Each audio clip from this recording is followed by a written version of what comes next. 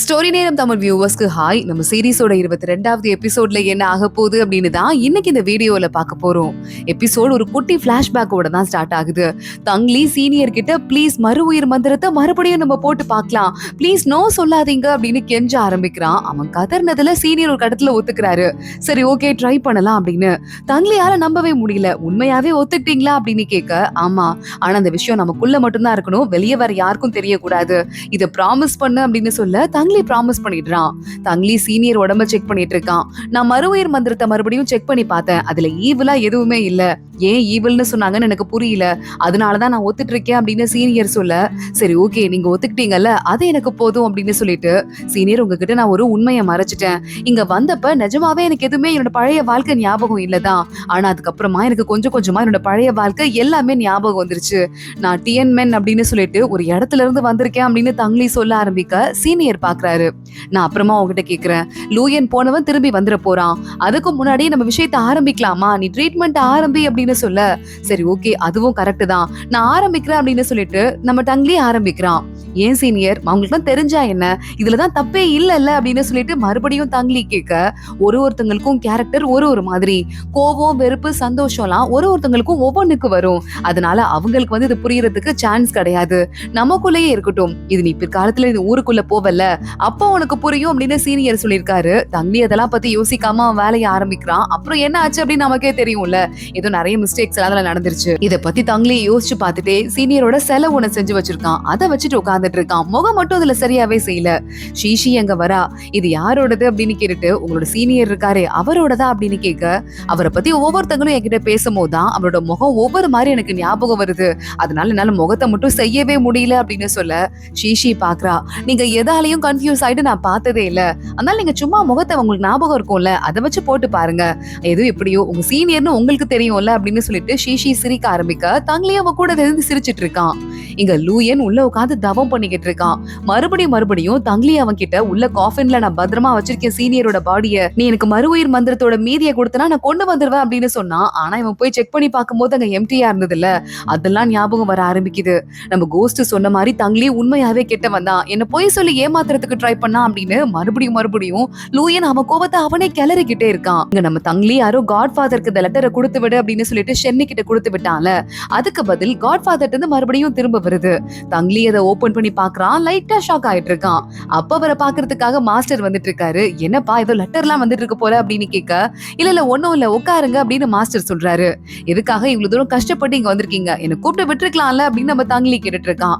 அதெல்லாம் இருக்கட்டும்பா, நிறைய புது பசங்க வந்திருக்காங்க, நம்ம ஆளுங்க போயிட்டு நிறைய விஷயத்த சொல்லி கொடுத்துட்டு இருக்காங்க, அதான் கொஞ்சம் பிஸியா இருந்துட்டு அப்படின்னு சொல்ல, ஆனா அப்பயும் உங்க முகத்துல ஏதோ டல்லா தெரியுதே அப்படின்னு தங்லி சொல்றான். இல்லப்பா ஜி மாஸ்டர் இருக்காருல, அவர்கிட்ட இருந்து எனக்கு மெசேஜ் வந்துச்சு அப்படின்னு சொல்லிட்டு அவர் ஒரு கதையை சொல்ல ஆரம்பிக்கிறாரு. இங்க பார்த்தா நம்ம தங்லியோட நல்ல கூட்டணி இருக்கே, அந்த கூட்டணி ஆளுங்களை நைட்டு நேரத்துல இந்த கோஸ்ட் கடையோட ஆளுங்க கொண்டு தள்ளி இருக்கானுங்க. அதை பார்த்துட்டு இந்த ஜி மாஸ்டர் ஷாக் ஆயிட்டு நம்ம மாஸ்டருக்கு லெட்டர் எழுதி அனுப்பியிருக்காரு. இதை சொல்லிட்டு தங்லி கிட்ட மாஸ்டர் ஃபீல் பண்ண ஆரம்பிக்கிறாரு.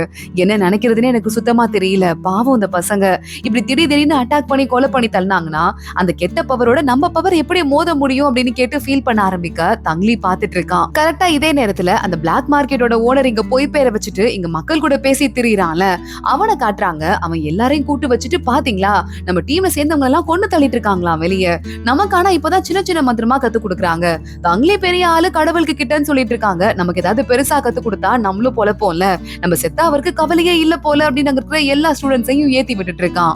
இங்க இந்த விஷயம் தங்லிக்கு மாஸ்டருக்கும் காதுல விழுந்துட்டு இருக்கு. செய்யூன் வரட்டும் அவங்க கிட்ட நான் பேசிக்கிறேன் அப்படின்னு தங்லி சொல்ல, அடுத்த செகண்டே செய்யூன் அங்க வந்துடுறான். என் பேரை யாரோ சொன்ன மாதிரி இருந்தது அப்படின்னு தங்லி சிரிக்க ஆரம்பிக்கிறான். உன்கிட்ட ஒரு முக்கியமான ஒரு வேலை கொடுக்கணும், அது வரைய இங்கே வெயிட் பண்ணு அப்படின்னு சொல்லிட்டு நம்ம தங்லி செய்யூனை பார்த்து சொல்லிக்கிட்டு இருக்கான். இங்க இன்னும் அந்த பையன் அடங்காம, அதான் பிளாக் மார்க்கெட் ஓனரு எல்லாரையும் ஏத்தி விட்டுட்டு இருக்க, அப்படியா என்ன உங்களுக்கு பிரச்சனை அப்படின்னு கேட்டுட்டு தங்லியே அங்க வந்துடுறான். அத்தனை பேரும் எந்திரிக்கிறாங்க, ஒரு பெரிய வணக்கத்தை போடுறாங்க. தங்லிய பார்த்தா என்ன பண்ணுவாங்க, ஆளாளுக்கு பயந்து ஓரமா ஓடி போய் ஒளிஞ்சு நிக்கிறாங்க. தங்லி நேரா இந்த பிளாக் மார்க்கெட் ஓனர் கிட்ட வரான்.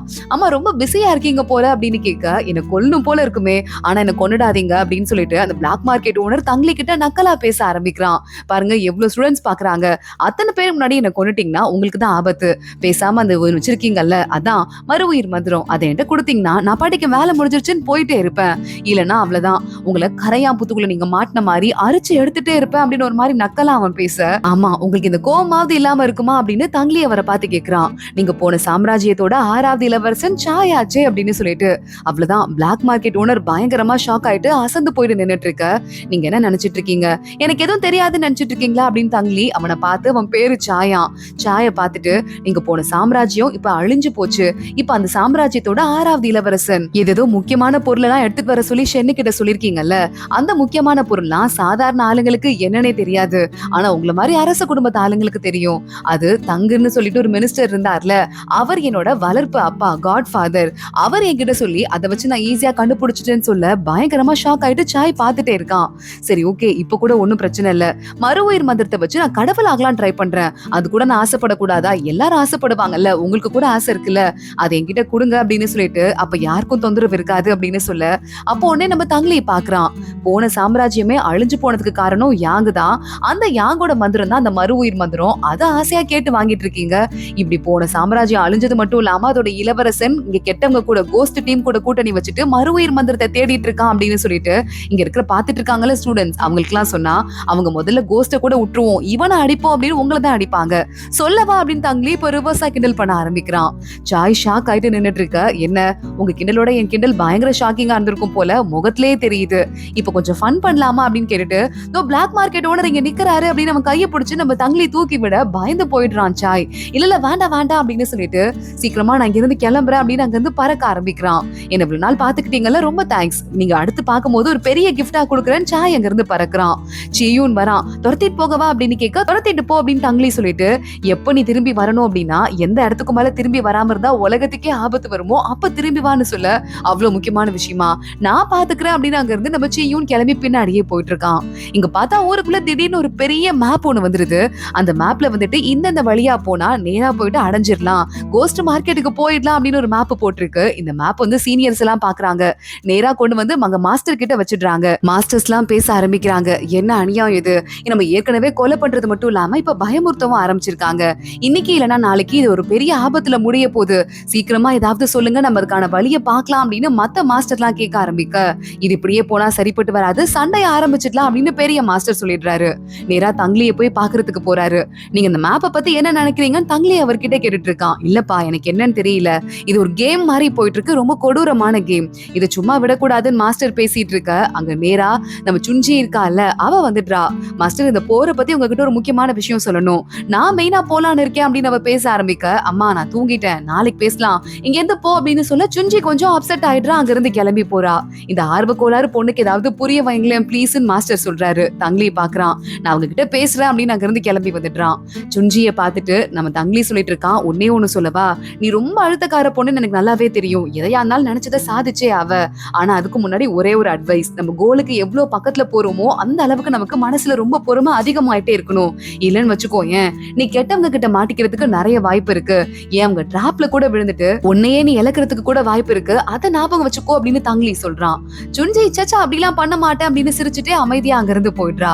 இங்க இன்னொரு பக்கம் பார்த்தா நம்ம பூஷு இருக்கார்ல, அவரு அப்புறம் இன்ஸ்பெக்டர், இந்த 2 பேரோட டீமும் ஒட்டு மொத்தமா ஒரு அணியா சேர்ந்து யாருக்கும் எந்த ஆபத்தும் வரக்கூடாது அப்படின்னு சொல்லிட்டு ரோந்தெல்லாம் போயிட்டு இருக்காங்க. நைட்டு ஒரு இடத்துக்கிட்ட போனதுமே பூஷு நீங்க எல்லாம் இங்கே வெயிட் பண்ணுங்க, யாரும் உள்ள வர வேண்டாம், நான் மட்டும் போயிட்டு வரேன்னு ஒரு காட்டுக்குள்ள போறாரு. இந்த காட்டுக்குள்ளதான் டாடா இருக்கால அவ இருக்கிற இடமா. டாடா கரெக்டா வெளியே வரா, பூஷு பாத்துடுறாரு. டாடா இப்ப நான் உன எப்படின்னு கூப்பிடணும், இத்தனை நாளா என் கூட கேம் விளையாடிக்கிட்டு இருந்த விளையாடின முகத்தையே காட்டாத பூ பொண்ணு அப்படின்னு கூப்பிடணுமா, இல்ல இந்த கோஸ்ட் டீமோட சேர்ந்து மாஸ்டர் டாடான்னு கூப்பிடணுமா அப்படின்னு கேட்க, அந்த பூ பொண்ணும் நான் தான், அந்த டாட்டாவும் நான் தான், என் ஃப்ரெண்டு நீ, உனக்கு என்ன இதுல வந்துட்டு இப்படி ஒரு கேள்வி, எனக்கு எப்படி வேணா கூப்பிடு, முதல் தடவை என்னோட அடையாளம் உனக்கு தெரிஞ்சிருக்குல்ல அப்படின்னு அவன் நக்கலா பேச ஆரம்பிக்கிறா. பூஷுவை பார்க்கும் போதே நம்ம 2 பேரும் ஒரு கேம் போட்டு பாக்கலாமா, நம்மளோட அதிசய மணிகளை வச்சு விளையாடலாம் அப்படின்னு டாட்டா அவளோட முத்தெல்லாம் கலட்ட, பூஷு கிட்டையும் பாதுகாக்கிற மணி இருக்கு, அதை அவர் கழட்டிடுறாரு. 2 பேரும் அதை வச்சு கேம் விளையாடுறதுக்கு ஆரம்பிக்கிறாங்க. டாட்டா ஆனா அவரோட கடைசி முத்த கரெக்டா செட் ஆக விடாம அவ அதை எடுத்துட்டு அதுல ஒரு கேம் விளையாடிடுறா. சோ ஒரு பெரிய மந்திர கட்டு அந்த இடத்துல ஓபன் ஆயிடுது. பூஷு பாத்துட்டு இருக்கும் போதே வேற யாரும் உள்ள வர முடியாத மாதிரி ஏதோ கரெக்டா புகை மூட்டமா அந்த இடம் ஆயிருது. இது மாதிரி ஆயிட்டே இருக்கும் போது அங்க இன்ஸ்பெக்டர் மத்த டீம்லாம் நிக்கிறாங்கல்ல, ஏதோ தப்பா நடக்குது அப்படின்னு சொல்லிட்டு அவங்களுக்கு நல்லாவே தெரியுது.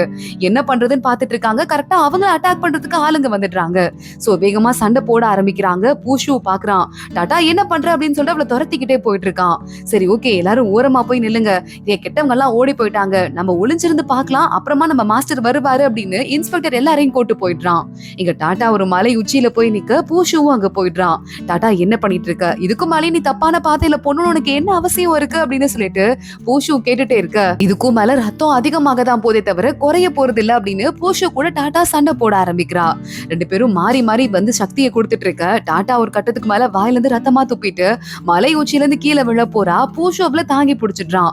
நான் உனக்கு ஒண்ணும் ஆக விட மாட்டேன் அப்படின்னு சொல்லிட்டு பொண்ணே அமைதியா டாடா பார்த்துட்டு, அப்படியா என்ன வந்து காப்பாத்தவும் முடியாது நீயும் பொழைக்கவும் முடியாதுன்னு டாடா வேகமா நெஞ்சில அடிச்சிட பூஷு டாடா ரெண்டு பேருமே மலை உச்சில இருந்து விழ ஆரம்பிக்கிறாங்க.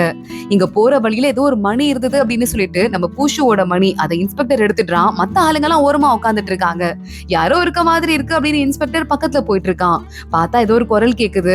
ரோபோ குரல் மாதிரி ஒரு மாதிரி மெஷின் மாதிரி கேக்குது. திரும்பி பார்த்தா நம்ம இன்ஸ்பெக்டரோட அப்பா இருக்கான்ல, அதான் ஸ்வாட் கிங், அவனோட உடம்பு இருக்கு. அப்பா நீங்க இன்னும் இறந்து போலையா அப்படின்னு இவன் கேட்க ஆரம்பிக்க, நான் இறந்து போயிட்டேன் தான், ஆனா அந்த கோஸ்ட் டீம் இருக்காங்கல்ல அவங்க என்ன கண்டுபிடிச்சு என்னோட உடம்ப பப்பட்டா மாத்திட்டாங்க. சோ என்னால மறுபடியும் இப்படி வர முடிஞ்சிருக்குன்னு வாயவே திறக்காம பேசிட்டு இருக்காரு. அப்ப நீங்க கோஸ்ட் டீமோட ஆளுங்கிறது உண்மைதானா அப்படின்னு கேட்டுட்டு நான் விட மாட்டேன் அப்படின்னு சொல்ல, இதுல யாரு கவலைப்பட போறா, நான் யாரு டீம் ஆளா இருந்தா என்னன்னு ஸ்வாட் கிங் கேக்குறான். நான் கவலைப்படுவேன் அப்படின்னு சொல்லிட்டு கையில வெப்பன் எடுத்துட்டு ஸ்வாட் கிங்க அட்டாக் பண்றதுக்கு ஆரம்பிக்கிறான் நம்ம இன்ஸ்பெக்டர். வேகமா அவனை தள்ளி விட்டுட்டு, டேய் என்கிட்ட எல்லாம் உன்னால சண்டையே போட முடியாது, அந்த அளவுக்கு நீ ஒருத்து கிடையாது, ஒழுங்கா போயிட்டு நம்ம பரம்பரையா ஸ்வாட் கிங்கா இருக்கும், அந்த பொறுப்பை நீ பாத்துக்கோன்னு சொல்ல, அதை பத்தி நீங்க கவலைப்பட்டு இருந்தீங்கன்னா இவ்வளவு ஒரு தப்பான முடிவு எடுத்திருப்பீங்களா அப்படின்னு சொல்லிட்டு கேட்க ஆரம்பிக்கிறான். நான் ஒரு ஹீரோ வாரத்துக்கு தான் ட்ரை பண்ணேன், ஆனா அது கொஞ்சம் பிளான்ல சொதப்பிடுச்சு, வேற ஒண்ணும் இல்ல. ஆனா நீ போய் தங்கிலிய நம்புற பாரு, அவன் சொல்றதெல்லாம் கேட்டுட்டு இருக்க, அவன் சொல்றதை கேட்காத, அவன் யாங்க புரியுதா அப்படின்னு இவன் மறுபடியும் பேச ஆரம்பிக்க, தங்கிலி யாரா வேணா இருக்கலாம், நாம பிளான கேக்குற மாதிரி கேக்குறது ஏன்னா கோஸ்ட் குரூப்பை பழி வாங்குறதுக்காக தான், என்கிட்டயும் சில பிளான் எல்லாம் இருக்கு அப்படின்னு இவன் சொல்ல ஆரம்பிக்க, ஒழுங்கா அதை போய் ஃபாலோ பண்ற வழியை பாரு அப்படின்னு சொல்லிட்டு அங்க இருந்து நேரா கிளம்பி போயிடுறான் அந்த நம்ம ஸ்வாட் கிங்கும். இன்ஸ்பெக்டர் நேரா உள்ள வரான். இந்த முத்து மட்டும் தான் கிடைச்சது, பூஷு காணாம போயிட்டாரு அப்படின்னு சொல்ல, உடனே எல்லாரும் பார்த்துட்டு பூஷு காணாம போயிட்டாரா, இந்த முத்தை கொண்டு வந்து என்கிட்ட காட்டு அப்படின்னு தங்கிலி சொல்லிட்டு இருக்கான். நீ வேற யாரையாவது பாத்தியான்னு வேற தங்கிலி கேக்குறான். ஆனா இல்லவே இல்லன்னு பயங்கரமா இந்த இன்ஸ்பெக்டர் சாதிச்சிடுறான். இன்ஸ்பெக்டர் அங்க இருந்து போனதுக்கு அப்புறமா இவன் கண்டிப்பா எதையோ மறைக்கிறான், என்னன்னு தெரியல அப்படின்னு பேசிட்டு இருக்கும் போதே தங்கிலி சொல்லிட்டு இருக்கான். ஏற்கனவே நான் பூஷுவோட ரூம்ல ஒரு நோட் ஒண்ணு பார்த்தேன், அந்த டாட்டாங்கிற பொண்ணும் கேம் விளையாடின பொண்ணு ஒருத்தி தான் சொல்லிட்டு அதுல லெட்டர் எழுதி இருந்தது அப்படின்னு சொல்லிட்டு அவர் ஏதோ அவரோட வேலையை தீக்கிறதுக்காக போயிருப்பாரு, தீர்த்துட்டு வருவாருன்னு தங்கிலி நம்பிக்கையோட இருக்கான். இங்க பார்த்தா நம்ம பூஷு முடிஞ்ச அளவுக்கு இருக்கிற உடம்புல இருக்கிற மிச்ச எனர்ஜி எல்லாத்தையுமே டாட்டாக்கு கொடுக்க, டாட்டா பாத்துட்டு இருக்கா. நீ என்ன கொல்ல மாட்டேன்னு எனக்கு தெரியும், ஆனா நான் உன்னை கொன்னுடுவேன் அப்படின்னு சொல்லிட்டு இருக்கா. ஏற்கனவே ரொம்ப உடம்பு முடியாம இருக்கு, கண்டதையும் பண்ணாத அப்படின்னு பூஷு சொல்லிக்கிட்டு இருக்கான். டாட்டா உடனே பாத்துட்டு, நான் இவ்ளோ அடிபட்டு இருக்கேன், என்னை விட்டு நீ போயிருக்கலாம்ல, ஏன் இங்க இருக்க அப்படின்னு கேட்க, இல்ல நான் அப்படி உன்னை விட்டு போவேன், போக மாட்டேன், நீயும் சாக மாட்ட, நானும் சாக மாட்டேன் அப்படின்னு பூஷு சொல்லிட்டு இருக்கான். ஒரு மாதிரி உனக்கு வேர்க்குது, ஏன் நான் கூட இருக்கேனே நர்வஸா இருக்கா அப்படின்னு அவ கேட்க, இல்ல என் கால் உடைஞ்சிருச்சு, நீ அதுல படுத்துட்டு இருக்க அப்படின்னு பூஷு வெக்கப்பட்டுட்டே சொல்லிட்டு இருக்கான். அதோட தான் இந்த எபிசோட் முடியுது. அடுத்து என்ன ஆக போது தொடர்ந்து பார்க்கலாம். இந்த வீடியோவை லைக் பண்ணிக்கோங்க, மறக்காம நம்ம சேனலுக்கு சப்ஸ்கிரைப் பண்ணிட்டு பெல் ஐகானையும் கிளிக் பண்ணிக்கோங்க. அடுத்த வீடியோல பார்க்கலாம். அது வரைய பாய்.